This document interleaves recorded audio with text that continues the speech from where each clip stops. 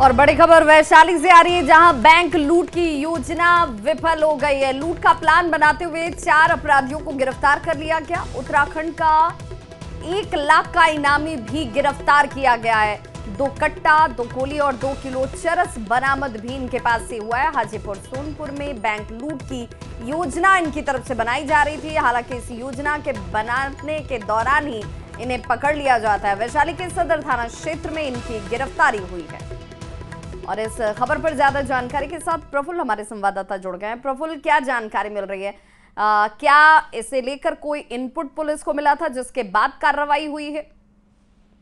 जी देखिए, बिल्कुल ये 4 अपराधी थे और सबसे खास बात है कि ये इनोवा का सवार होकर और हाजीपुर सोनपुर के बैंकों की इन्होंने रेकी की थी और इन्हीं 2 जगहों पे बैंक लूट की बड़ी वारदात को अंजाम देने के फिराक में थे।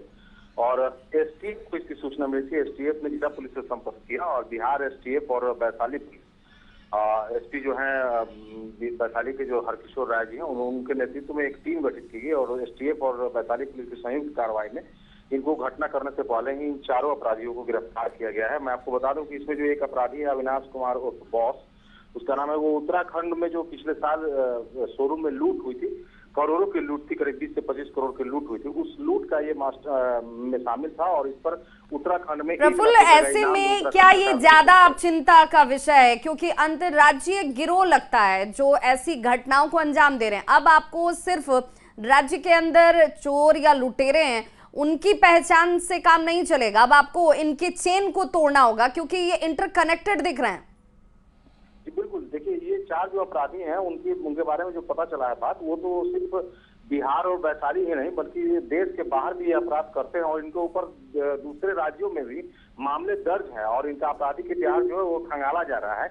ये इनका जो नेटवर्क है वो काफी फैला हुआ नेटवर्क है और दूसरे प्रदेशों में भी जाकर ये लूट की वारदात को अंजाम देते और बड़ी घटनाओं को अंजाम देते थे। तो एक महत्वपूर्ण उपलब्धि जो है वो पुलिस ने हासिल की है और एक बड़ी वारदात को होने से पहले ही वैशाली पुलिस ने विफल कर दिया है। तो प्रफुल्ल, एक सवाल और भी है। प्रफुल्ल, एक सवाल ये है कि क्या ये पता चल पाया, पुलिस ये तो बता रही है कि किसी बैंक को इन्होंने निशाना बनाने की पूरी प्लानिंग कर रखी थी, किस शाखा की तरफ इनका ध्यान था, क्या इसके बारे में कोई सूचना है?